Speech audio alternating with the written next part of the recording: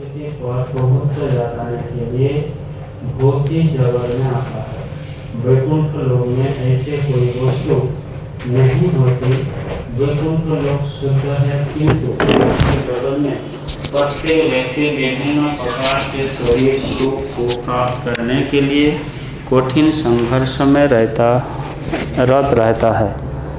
यह कहने से बात और स्पष्ट हो जाएगी कि यह शरीर इंद्रिय का कार्य है, इंद्रिय इच्छाओं की पूर्ति का साधन है। यह शरीर तथा हेतु रूप इंद्रिय प्रकृति द्वारा प्रदत्त है।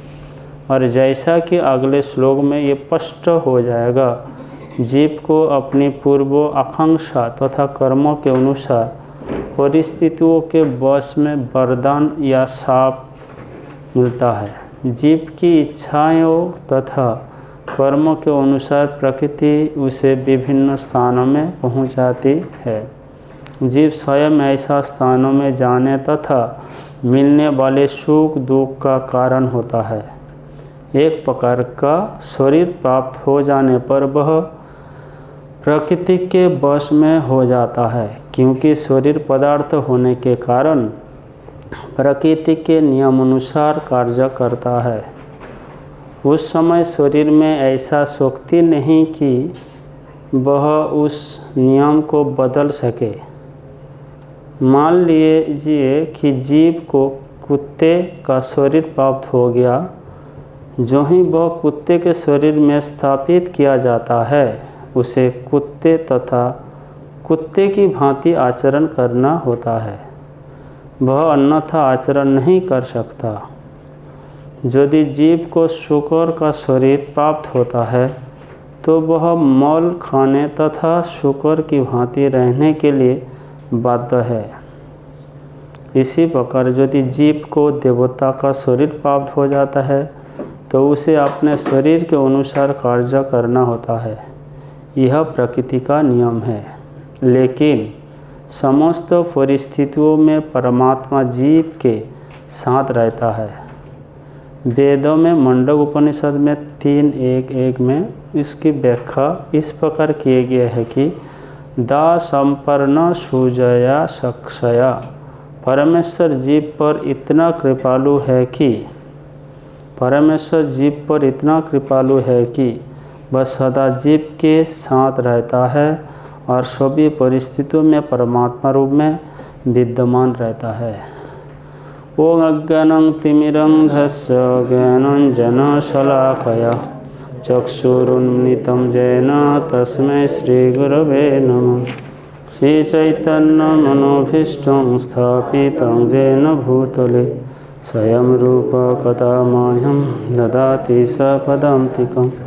वन्देऽहं श्रीगुरु श्रीयुतपदकमलं श्रीगुरुन् वैष्णवांश श्रीरूपं साग्रजातं सहगण रघुनाथमितं तं सजीवं साद्वैतं सावधूतं परिजनसहितं कृष्णचैतन्यदेवं श्रीराधाकृष्णपादां सहगणललिता श्रीविशाखान्वितं स।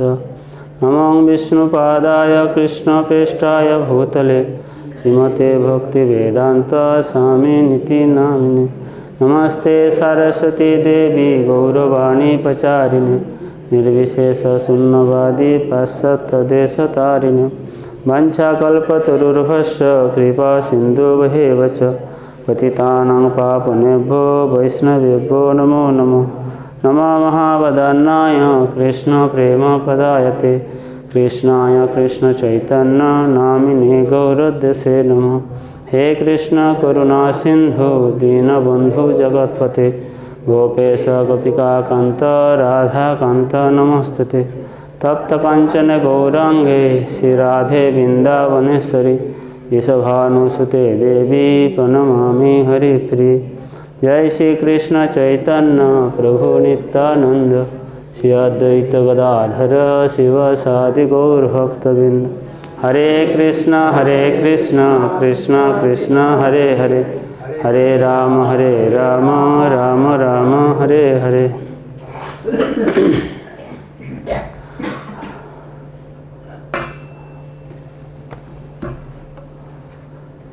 भगवद गीता भगवान 13 नंबर चैप्टर से लेके 18 तक कौन सा योग बोल रहे हैं? ज्ञान योग। तो ज्ञान योग में इसमें भगवत गीता ये जो 21 से लेके 26 तक प्रकृति और भगवान से उपजव के बारे में बताते हैं, और उसे कार्य का और कारण कर्तृत्व हेतु प्रकृति उच्चते। कार्य क्या है? कार्य शरीर को बताते हैं, और कारण इंद्रिय और प्रकृति द्वारा ये सब किया जाता है, ये सब बता रहे हैं। लेकिन ये सुख और दुख का अनुभव कौन करता है? जीवात्मा। तो प्रश्न किया जाता है ना कि जीवात्मा ये और शरीर में भिन्नता है कि नहीं? शरीर जीवात्मा में भिन्नता है कि नहीं? तो सुख दुख अनुभव कैसे कर रहे हैं? मतलब ये करताल है, अरे मोबाइल है, भिन्नता है। लेकिन मैं मोबाइल को फेंका तो करताल को दुख क्यों महसूस हो रहा है? भिन्नता है ना। तो मोबाइल को मैं फेंका और टूट गया, करताल रोने लग गया, ऐसा क्यों? तो और सहज उदाहरण देते हैं। किसी का मानो आप लोग के पास किसी मतलब बाइक हो, 4 व्हीलर वो होंगे, किसी ने गलती से पत्थर मारा, आप क्रोध होते कि नहीं? मानो शीशा टूट दिया हो और कुछ किया हो, इतना बड़ा बात छोड़ दीजिए, कोई चप्पल ले लिया, वृंदावन में फेमस है चप्पल चोरी होना, कोई चप्पल ले लेता तो आप लोग का क्रोध आता कि नहीं? तो चप्पल हम शरीर से बहुत भिन्नता है, लेकिन चप्पल ले लिया इसलिए क्रोध आ रहा है। इसका मतलब क्या है? अटैचमेंट। हम चप्पल नहीं है, लेकिन हम चप्पल खो गया इसलिए असुख दुख है। तो ये दुख के कारण कौन है? भगवान है कि नहीं? कौन है? हाँ, जीवात्मा ही स्वयं है। तो ये भी प्रश्न किया जाएंगे कि भाई जीवात्मा इस आसक्ति को, जीव तो 3 गुण से परे है, जीव शुद्ध है क्योंकि वो भगवान के अंश है, वो 3 गुण से परे है। तो जीवात्मा को क्या हो गया कि वो आसक्त हो गया? क्या कारण है? यदि तात्पर्य में प्रभुपाद जी लिखे हैं, उस चीज़ को मैं दोहरा रहा हूँ। वैसे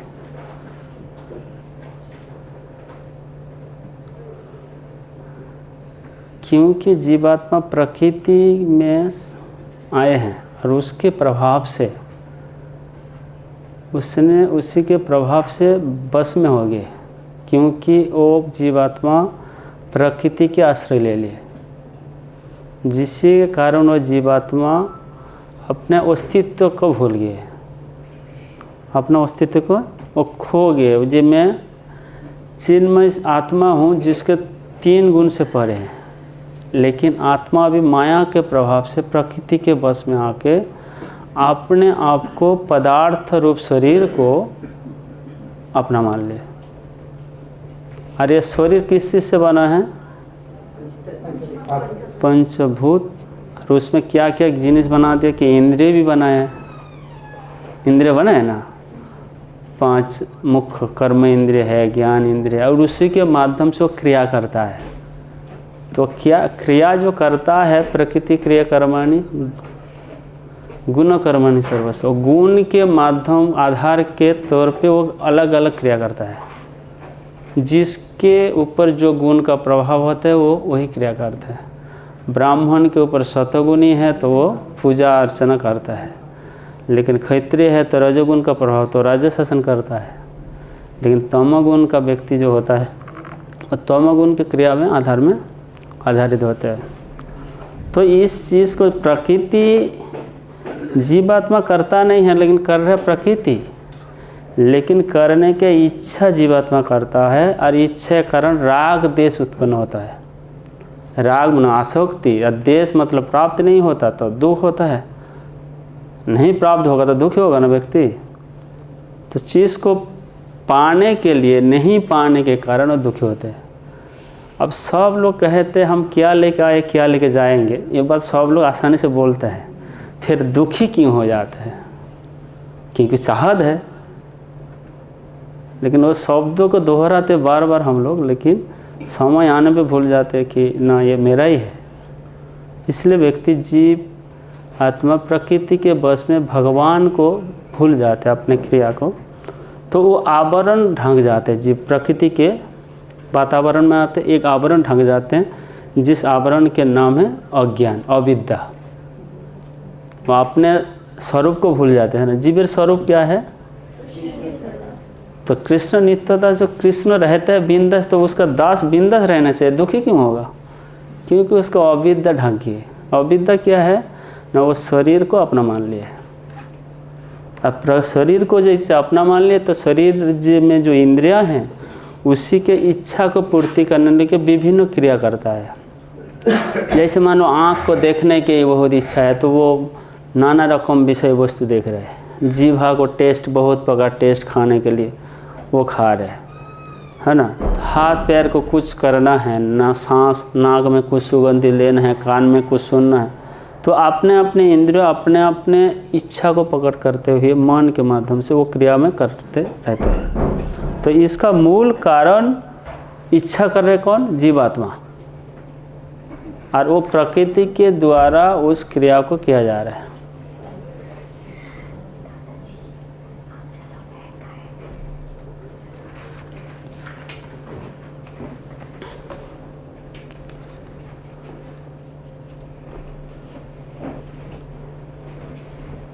तो आवरण के कारण एक अस्मित व विकसित कहते हैं, व उसको मोह कहते हैं, जिस मोह को एक रूप है कि शरीर में आसक्ति हो जाता है, जिसके उसको राग देश के अभिनिवेश हो जाते हैं। राग देश और अभिनिवेश। राग क्या है ना? भौतिक इंद्रिय तृप्ति को चाहत करता है व्यक्ति, कुछ भी इंद्रिय तृप्ति विषय वस्तु चाहता है। और देश क्या होता है? उस चीज़ को नहीं मिलने के कारण वो क्रोध उत्पन्न करता है। और अभिनिवेश क्या है? जो इंद्रिय विषय वस्तु समाप्त हो जाता है, मतलब शरीर समाप्त हो जाता है। ऐसा व्यक्ति सोचता है कि शरीर खत्म हो गया तो सब खत्म हो जाएगा। भौतिक चेतना वाले ऐसा वो सोचता है कि ये शरीर समाप्त तो सब समाप्त, तो हम जब तक है तब तक हम एंजॉय कर ले। लेकिन क्या सही है? नहीं है। तो इसके कारण अज्ञान के, अविद्या के रूप में शरीर को जो बंधा गया है, उस शरीर को अपना मानने के कारण इस जीव आत्मा अपने इच्छा के अनुसार 84 लाख जोनि को प्राप्त करता है। इच्छा 84 लाख जोनि क्यों है? न कि 84 लाख प्रकार के जीवात्मा की इच्छा भी है। कोई चाहते अमेरिका जाएंगे, कोई चाहते नहीं वृंदावन ही वास करेंगे। जीव का अलग अलग इच्छा है ना। तो उसी इच्छा करता है जीव, लेकिन कर्मों के हिसाब से उसको भगवान सक्सेसफुल करता है प्रकृति के द्वारा। तो कृष्ण भूलिया जीव भोग वांछा करे, माया तारे झापटिया धरे। तो जो प्रकृति है, झापटिया मतलब भगवान से दूर चल लेके जाने के लिए बहुत सारे उसको मन के माध्यम से बुद्ध उसको क्रिया को भी बदल देता है। क्योंकि आश्रय किसके लिए है? माया के। जैसे हम साधारण लोग को देखेंगे कि वो कोई नैसाड़ी व्यक्ति के संग करता है, वो कुछ दिन में वो नैसाड़ी बन जाता है। लेकिन अबर देखिए, कोई नैसाड़ी व्यक्ति साधु संग करता है, वो नैसा छोड़ ही देता है। तो संगति के प्रभाव, जो जिसका आश्रय लिए उसका प्रभाव पड़ता है। नैसाड़ी व्यक्ति के आश्रय जो लेते वो नैसाड़ी बन जाते हैं, लेकिन जो साधु को आश्रय लेते वो साधु बन जाता है। तो आश्रय मूल तत्व है। जो जिसका आश्रय लेगा उसी के आधार पर जीवन आगे बढ़ेंगे। जैसे एक बार की घटना हमको याद आ रहा है, हम सुने थे। एक बार एक चोर थे, वो चोरी करते थे, तो एक बार उसको पीछे पुलिस पड़ा है। तो पुलिस पड़े तो उसको बचत करने के लिए किसी कारण से एक हमारा इस्कॉन मंदिर में भागवत कक्षा में आके छुप जाते हैं। तो उसमें कोई सारे पीला भक्त रहते हैं ना, न्यू भक्त में, तो उसी के पास ही वो बैठ गए। अच्छा, पुलिस को पता नहीं चला वो कहाँ गया। छुपे भागवत कक्षा में कहाँ पता चलेगा। तो बाजू में जो बैठे थे पीला वाले बोले, आप लोग पीला, वो लाल, वो सफ़ेद। तो धीरे धीरे पूछने लगा, बोले हम आश्रम ज्वाइन किए, अभी शुरुआत है, ये है, फिर ना वो सब उससे पूछे। तो व्यक्ति धीरे धीरे बोले तो मैं भी ज्वाइन करना चाहता हूँ। वो भूल गए इसको पीछे पुलिस पड़ा है, लेकिन अभी उनकी इच्छा है कि कैसे न कैसे प्राण बचाना है, तो इसमें ज्वाइन कर लेना चाहिए साधु के ड्रेस में। लेकिन वो व्यक्ति ज्वाइन कर लेते हैं, उसको रख लेते हैं। उसको तो शुरुआत में कौन इतना पता चलता है, बाद में पता चलता है इस चीज़ को ना। तो वो ज्वाइन कर लेते हैं, तो ट्रेनिंग में रहता है, प्रोग्राम में सब कुछ करता है। शुरुआत में उसको कठिनाई होता है, लेकिन धीरे धीरे शांत में रहते रहते वो साधु का प्रभाव से वो अपना मॉर्निंग प्रोग्राम करते रहता है प्रसाद। एक दिन पुलिस CID भेजे थे उस व्यक्ति को ढूंढने के लिए। वो फोटो मैचिंग कर रहा था, देखा तो ये गौर आरती में यही नाच रहे, तो ये दाढ़ी फाड़ी तो नहीं लेकिन वही फेस लग रहा है। तो उसको पता चला ये यहीं जैंट कलियार और छद्मवेश में है, लेकिन पुलिस उसको तुरंत गिरफ्तार नहीं किया, क्योंकि वो कई दिनों से फॉलो करे, ये आश्रम जाते हैं, वहाँ प्रसाद पाते हैं, यहीं रहते, कहीं जाता नहीं। तो व्यक्ति किया, पुलिस भी किया कि सीधा उस मंदिर के अध्यक्ष के पास जाते हैं कि आपको जो ये फ़ोटो दिखा रहा है कि भाई ये जो व्यक्ति है चोर है, आपके आश्रम में है, इसको गिरफ्तार का ऑर्डर है, ये आपको छोड़ना पड़ेगा। तो अध्यक्ष ने उनको बुलाया, भाई आपको पूर्व कर्म के कारण आपको अभी जेल जाना है। तो व्यक्ति जेल को लेके जाता है। तब तक तो इतना ये हो गया कि भाई आप जैसा कहोगे मैं ऐसा करने के तैयार हूँ। तो अध्यक्ष को मानने वाले हो गया। तो बोले ठीक है, आपका कर्म जो है वो आप करिएगा, पुलिस के बाद मानिए। वो गए, पुलिस लेके जाते हैं तो जेल में डालते हैं, उसमें कोई सारे बैज रहते हैं ना, उसमें डाल देते हैं। शुरुआत में तो खूब पिटाई किया इसको, जो कि ये पीट सकते थे, लेकिन अभी साधु बनने के लिए वो बात पिटाई नहीं कर पा रहे। मन तो है खूब पीटे, लेकिन नहीं, अपराध होगा, ये पाप लगेगा, वो सब फिलोसफी सुने हैं। तो जैसे सुने धीरे धीरे उसी व्यक्ति ने क्या किए, उसको क्या जेलर सब उसको पूरा उसको फीडबैक देख रहे थे, वो क्या कर रहे नहीं कर रहे। तो देखा तो ये तो पिटाई भी खा रहे हैं, लेकिन कुछ करता नहीं। सुबह उठ के वो जो अभ्यास किया आश्रम में, 3:30 बजे उठ के नहा धो के 4:30 बजे अपना साधन भजन माला करना, भगवत गीता वही कर रहे हैं वो। तो उसका अलग रखते हैं उससे झुंड से, क्योंकि खूब पिटाई चल रहा था, तो झुंड से अलग करके रखा। तो कुछ दिन जेलर साहब बोले ये तो हमारा जेल से कठिन यही अपने आप यहाँ कर रहे हैं, इस्कॉन वाले बहुत तपस्या कराते हैं, तो जेल से शासन ये तो इस्कॉन में होता है। सुबह ठंडी में 3 बजे उठ के नहाओ, ये करो। उसको जेलर साहब के लगा कि ये ज़्यादा कठिनाई जेल से इस्कॉन में होता है, उसका अच्छा तो वो इस्कॉन भेजा जाए उसको। तो उसको छोड़ देते हैं, पुलिस अपना गाड़ी लेके आके उसको छोड़ते हैं। तो वो चोर आश्रय किसका लिए थे? साधु का। और क्योंकि अभ्यास उसका चोर है, एक बार ऐसा न मानो ब्रह्मचर्य टिप गए कहीं जगह पे, रात को रुकना पड़ा तो सो गया। अपना जो सामग्री बैग में लेके गए थे, लेकिन उसका रात को नींद नहीं आ रहा था, क्योंकि उसका चोरी करने का रात को अभ्यस्त है ना, दिन को थोड़ी चोरी किया जाता है। तो एक का पुतला लेके दूसरी का पुतला तीसरी का, वैसे हेरिया फेरिया कर रहे थे। और करने के बाद उसका मन शांत हो गया, वो सो गए। सुबह उठे तो अपना कपड़ा अपना लोग ढूंढ रहे, मेरे बैग का है, कपड़ा का है, नहा का है, पहनेंगे। तो कपड़ा अपने जगह पे नहीं, दूसरी जगह पे है, आपस में झगड़े रहे। तो जो मेन थे पूछ रहे थे, भाई ये सब काम कौन किए हैं, बताओ, नहीं तो ये भी सबको पिटाई कर दूँगा, किसी को छोड़ूंगा नहीं। लेकिन ये साधु बन के नाम हरि नाम करे, तब बोला हाथ खड़ा कर दे, बोला मैं ही किया हूँ प्रभु जी। बोले क्यों किए ऐसे? सब में आपस में सुबह से मॉर्निंग प्रोग्राम होना था कि झगड़ा करना था? बोले प्रभु जी जेल से भी आया, लेकिन वो अभ्या से भी छोड़ा नहीं।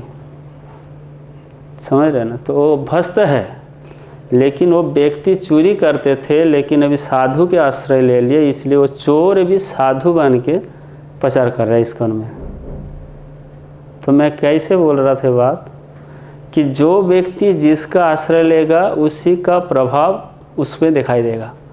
तो हम जैसे संग करते प्रकृति को, तो प्रकृति ऊपर हम लोग शासन करना चाहते हैं, प्रकृति को जीतना चाहते हैं, मालिक बनना चाहते हैं। क्योंकि हम भगवान से देश के है कि मालिक बनने के कारण कि हम भी मालिक बन सकते हैं, हम भी भोग कर सकते हैं, इसलिए प्रकृति के में यहाँ आना पड़ा। और भगवान इस प्रकृति के माध्यम से हमको बहुत नाचा रहा है। दुख भोगते हैं तब भी जीवात्मा उस दुख को भूल जाते हैं। भुलाते कौन? माया।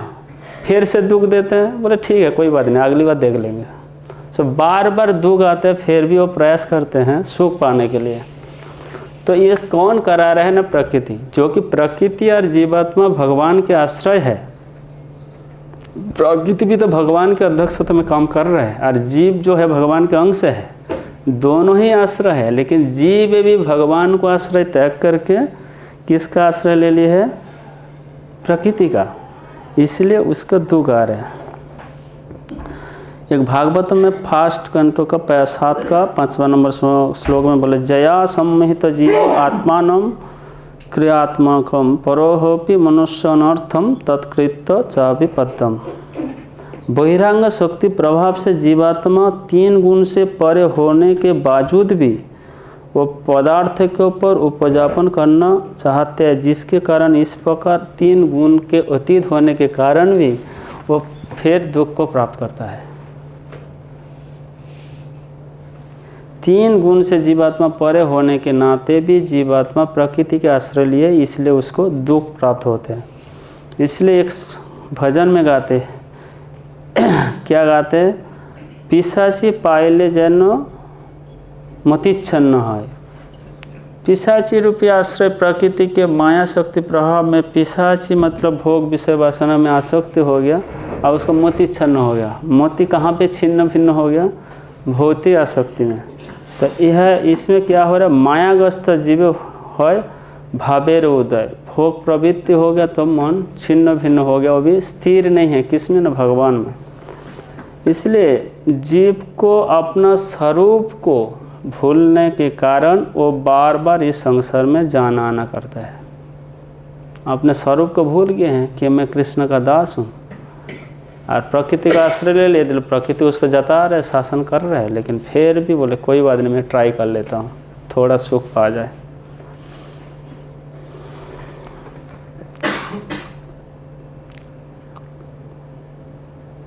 तो ये व्यक्ति जो सुख दुख भोग करते, जो शारीरिक चेतना में रहता है, ये प्रकृति में ही सुख दुख का अनुभव आत्मा के माध्यम से करता है।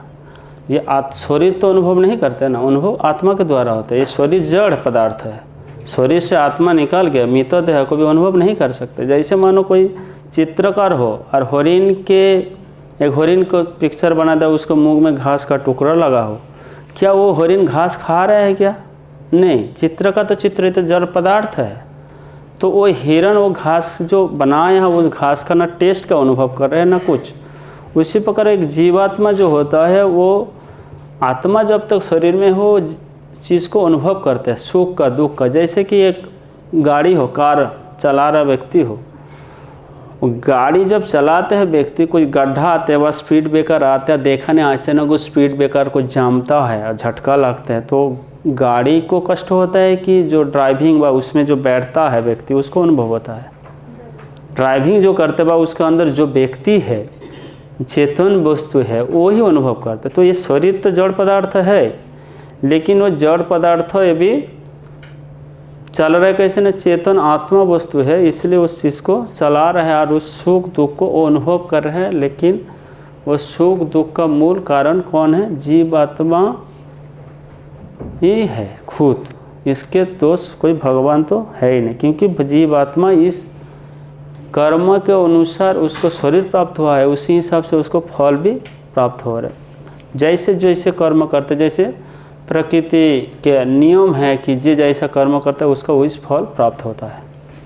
जेमन कर्म तेमनी फल, बांग्ला एक शब्द हो।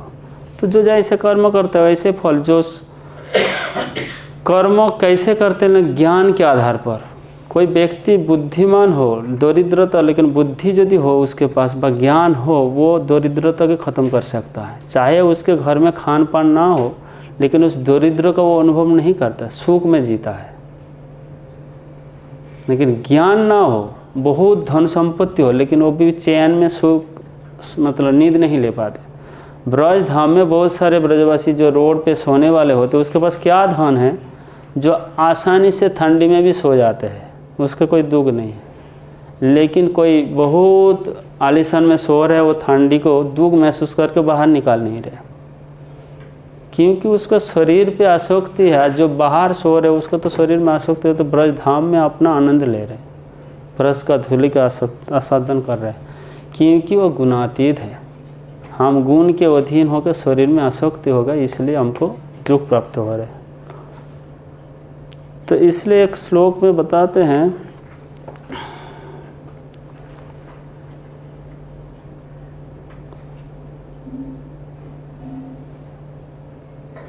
जीवेर सर्वभय कृष्ण नित्यदास, कृष्णे तटस्थ शक्ति भेदा भेद प्रकाश।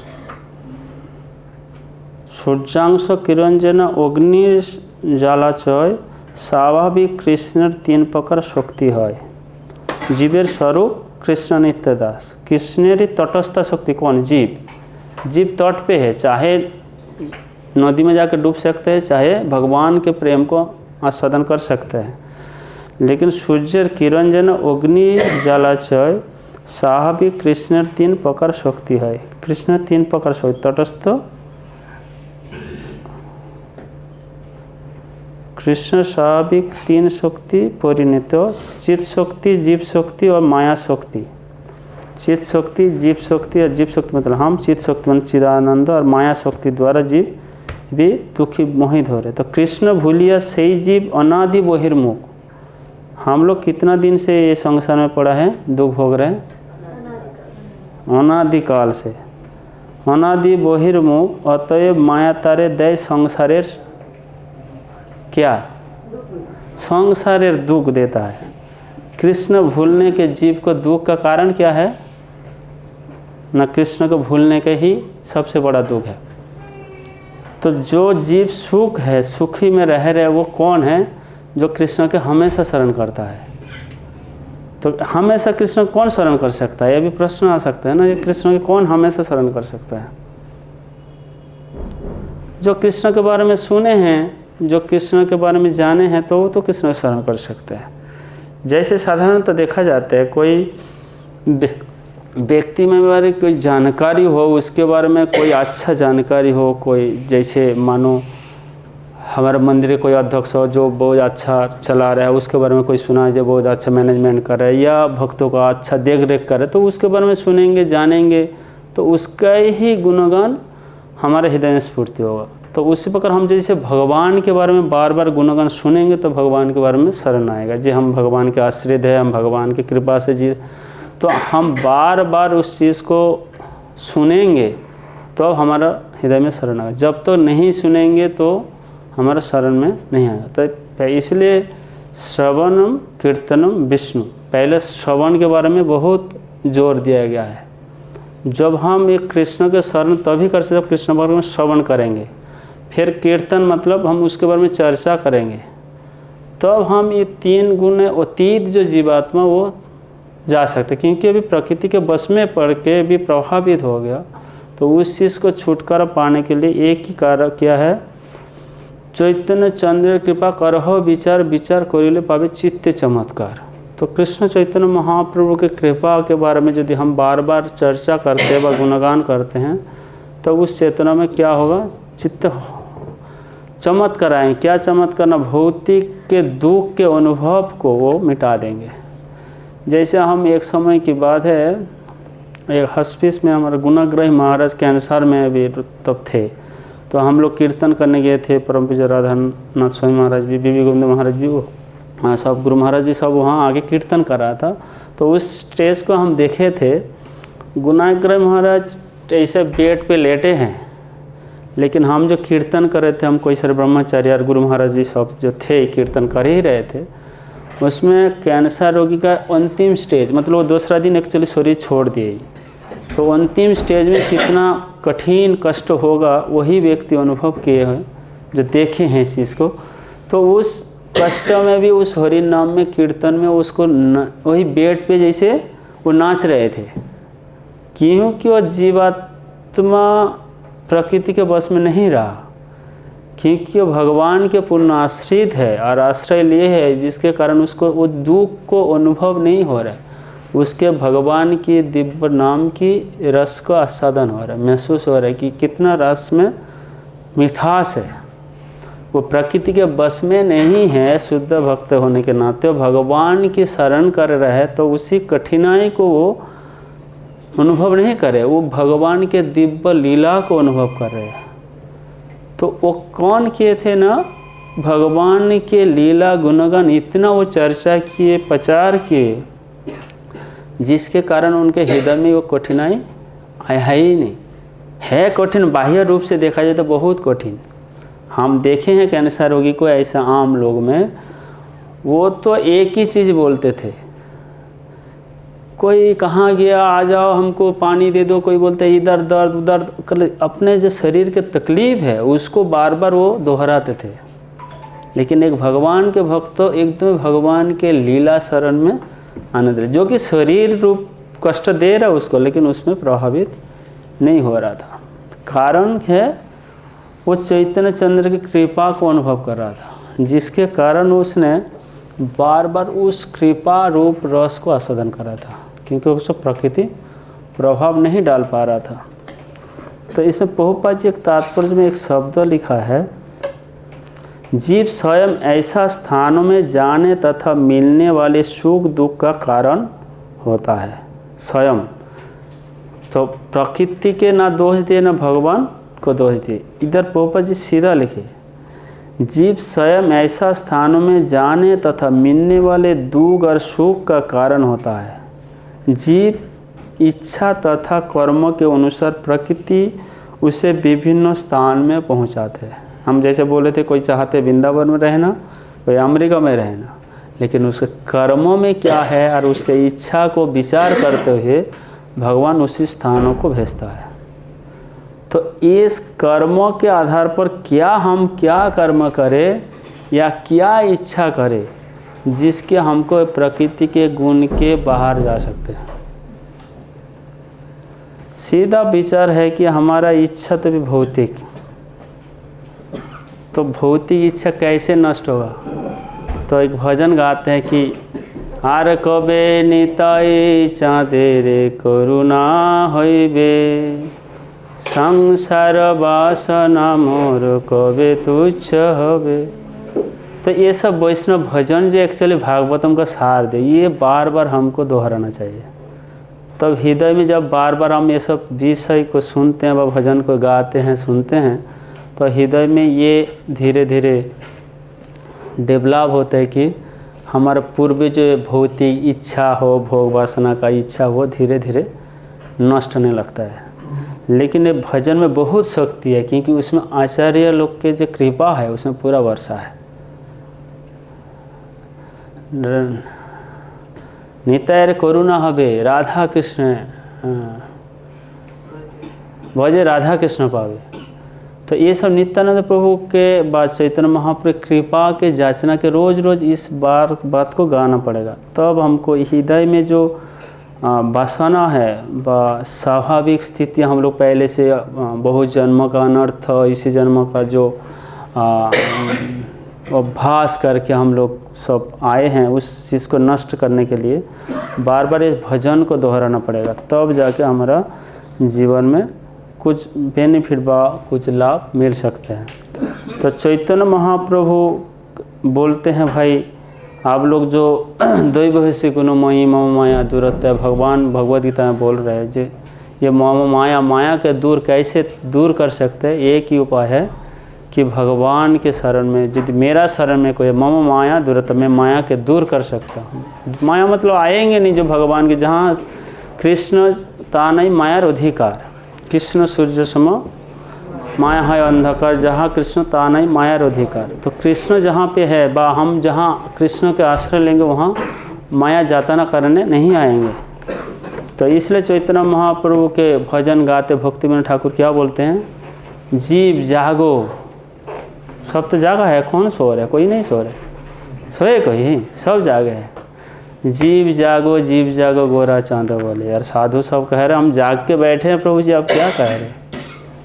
बोले हैं जागे तो हैं, लेकिन भजीब बोलिया ऐसे संसार भीतरे, भूलिया रहिले तुम्हें अविद्या घरे। अविद्या क्या है? पहले बोला था अविद्या क्या है ना, हम इस शरीर को अपना मान लिया, अभी आत्मा को नहीं मान रहे। अभी हमको आप पत्थर मारे, हमको लगा तो शरीर को, आत्मा को लगा क्या? आत्मा अनुभव किया है, क्योंकि शरीर में अटैचमेंट है। तो इस शरीर रूपी अविद्या को हमको भी ढांका है। भजीब बोलिया ऐसे संसार भीतरे, भूलिया रहिले तुम्हें अविद्या घरे। तो ये पिशाच रूपी माया में हम पूरा एकदम झकड़े हुए हैं। तो इस उपाय क्या है?